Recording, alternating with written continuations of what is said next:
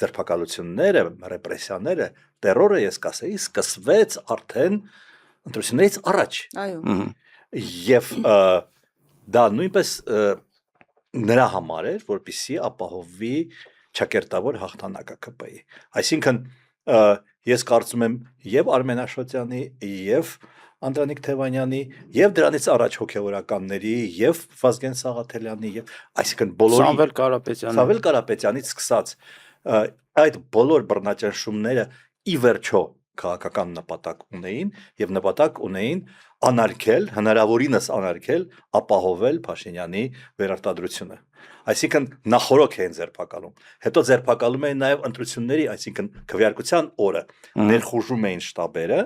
հա, մի քանի տասնյակ շտաբ ներխուժեցին